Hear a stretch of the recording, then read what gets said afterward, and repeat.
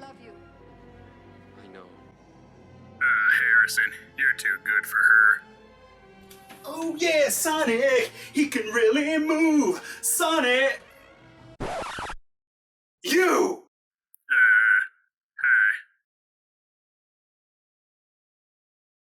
Hi. Okay, hold on. I'm really getting confused now. Are you one of those evil robots or... Don't worry, I'm not that predictable. Okay, then. I'm just gonna go over there. Oh, by the way, you got some fan mail. Yippee! I love it when my subscribers send me awesome things. You know, it's really cool to know that they're always supporting me. So when did this one come in? About a year ago.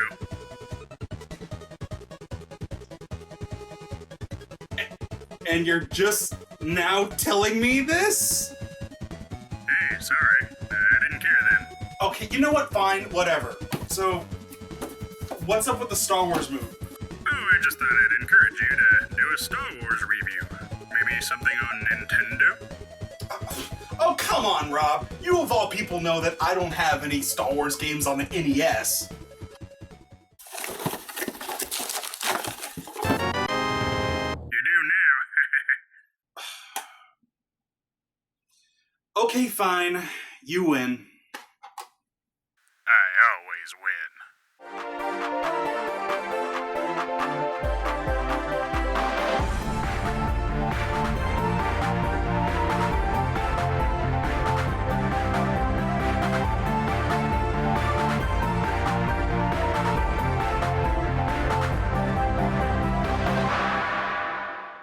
Hey there, everybody. You're watching the Brotherhood of Gaming video game show.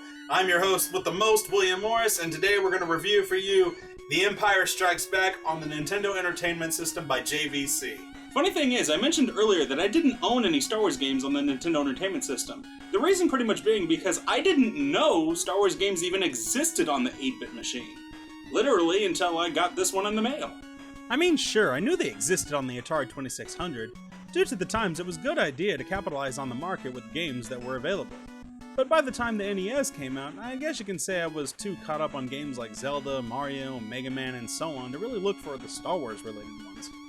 Now don't get me wrong, I have been a huge Star Wars fan for most of my life, but at the time, I guess you could say its fandom kinda got a little quieter, that is at least until the 90s when it struck back hard.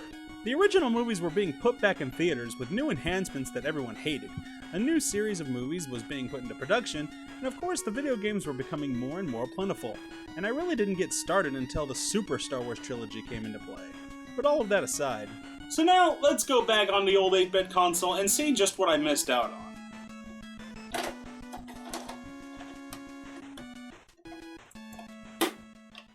As far as production value goes, truthfully, it's pretty good. The graphics and detail put into the cutscenes and some of the stage enemies are pretty well done and accurately portray what they are meant to. That's right, I said cutscenes. Bear in mind, this isn't the only game to have accomplished this on the NES, nor is it the best. Games like Ninja Gaiden probably peaked the cinematic value of what games could do back in the day. But that doesn't dismiss Empire Strikes Back from its ambitious side. As far as graphics go, unfortunately, I think this is where it kind of works against the game in the long run. It's trying hard to push the realistic boundaries and isn't as colorful. The visuals during gameplay blend together too well, even for the snow level, to the point that it looks boring and just kind of makes you want to fall asleep. So yeah, color-wise it's pretty uninspired. When you start the game, Solo contacts you telling you to scout ahead as usual. Then almost right after, Obi-Wan pops up out of nowhere and tells you that the lightsaber is a Jedi's weapon. Thanks. Why not just tell me tomatoes are fruits while you're at it? Oh, and good of him to tell me that, because it reminded me that you don't start out with the lightsaber. Kinda odd considering Luke Skywalker should have one by now. Although, if you explore the caves thoroughly, you should be able to find one, and activate it by pressing the select button.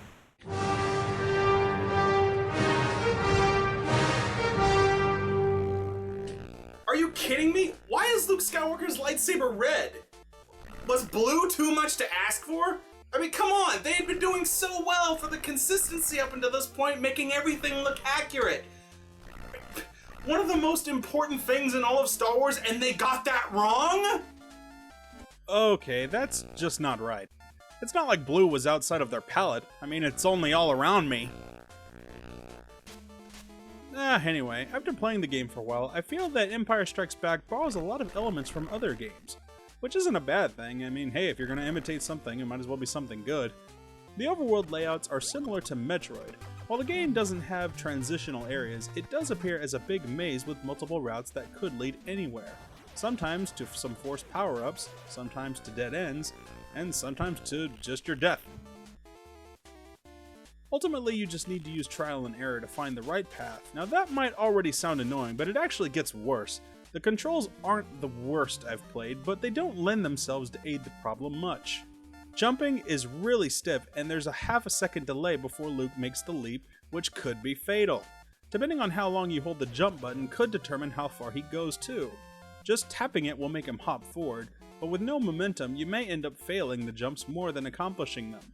Every platform you come across becomes a sweat because you worry if Luke will overshoot it or just come up short. However, he does have an ability taken straight from Super Mario Bros. 2. By holding down for a couple of seconds, Luke will glow a bright yellow, and if you jump right after it, he will leap higher and much farther than usual. You will end up using this regularly for just about every platform, as Luke will hardly reach it normally. But the worst of all is the enemies, and let me tell you, JVC got really carried away with this. Most of the enemies like snow bears and stormtroopers can be dealt with pretty easily with just a few shots with the laser or the lightsaber itself, but as you progress you will often run into boss type foes that show up more often than they need to, and their health bars are unreasonably difficult to deplenish. Fighting them with the lightsaber doesn't help you either, as you'll get destroyed outright for being up close and personal. And the laser gun takes forever. Luckily, for the most of the fights, there's a nearby platform that you can hide behind just to keep shooting the boss until he's defeated. But that's no fun, and it takes ages for their health to drop, and you will be sitting here doing this multiple times, on every single stage.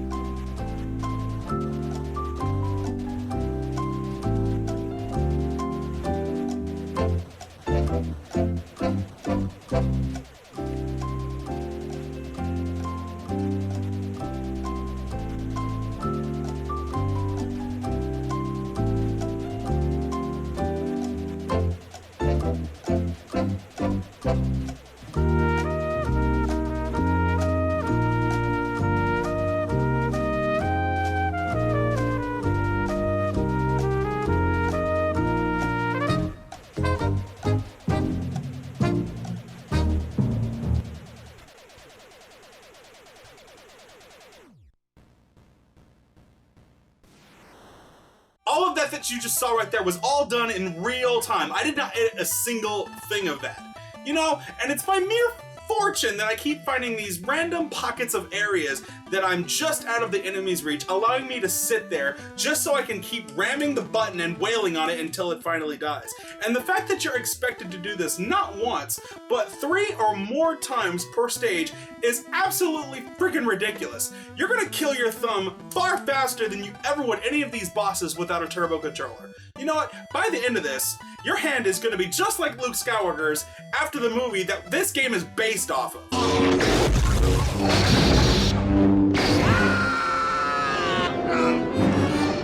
If by some miracle you manage to get past stage 1, the second stage has its own nightmares. You take control of one of the snow speeders, armed with literally only 5 cables to take down the giant walkers. Why is this a problem? Well, there's more walkers than there are cables, so already this is kind of a bind. Assuming you don't make things worse by missing, which you can. If you're flying near one, and you're off the altitude by a few meters, your cable line will miss. And that's just one more enemy that you gotta now take down the hard way. After you successfully, I hope, use the rest of your cables to take down the enemies you can, your only option now is to keep circling the remaining ones and to constantly keep firing at them until they go down. Just like the bosses, they have mass storage of health and won't be going down in a few seconds, so you will at best be circling around just one of them for a couple of minutes, and you'll still have 4 more to go. If you're shot down, fortunately the game offers a little mercy and doesn't flat out kill you. Luke gets out of the ship and free roams firing at stormtroopers until he gets a new one. And then it's back to the shooting. The third stage is as far as I could get. Once again, you're in the Metroid style of game, but now you've got stormtroopers shooting at you, and more bosses to contend with as well as instant death traps. and by now you realize that you have a limited supply of continues. But after having come this far, I can't just give up now. I've crossed the point of no return. The force is strong within this one. I can feel it. I gotta believe in it. I can do this. Let's go. Push it to the limit.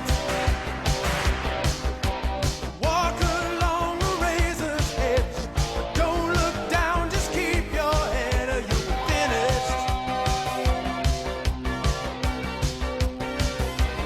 Open up the limit.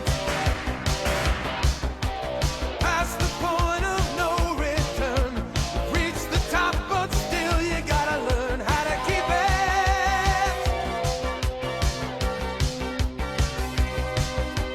Hit the wheel and double the stakes. Throttle wide open like a bat out of hell. You crash the gates.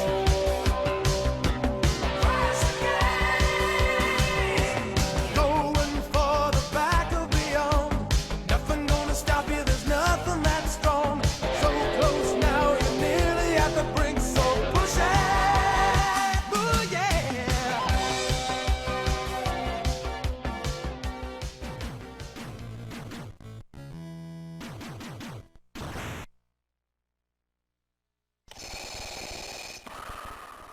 Another one?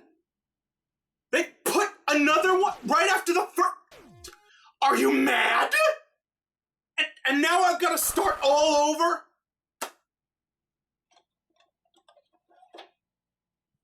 You know, this game right here must be exactly what it felt like when fans of the original Star Wars trilogy saw the remastered versions and saw their childhoods get raped right in front of them. The anger and betrayal is kind of flourishing here, and I'm not one to usually get mad at games over any sort of reason.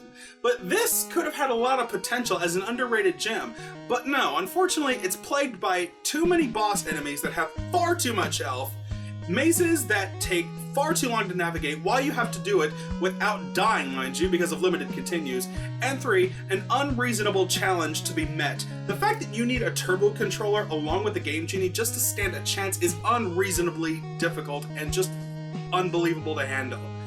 I quit, I'm done. You happy? Oh, William, I'm never happy to see you suffer. You f***ing liar. Hey there! Thank you so much for watching this video. We here at T.B.O.G hope you enjoyed it. So before you go, please do us a big favor and drop a thumbs up. And if you thought it was entertaining, then please by all means share it with some friends. After all, you don't want to be selfish. You're cool like that. If you wish to follow the Brotherhood of Gaming, well, there are various ways to do so. You can click the bright red subscribe button staring at you, as well as following us on Twitter and Facebook via the links in the description. Lastly, be sure to visit our channel and our official website, thebrotherhoodofgaming.com, for more fun videos all categorized for your enjoyment. Thank you once again for watching, and keep on gaming, friends.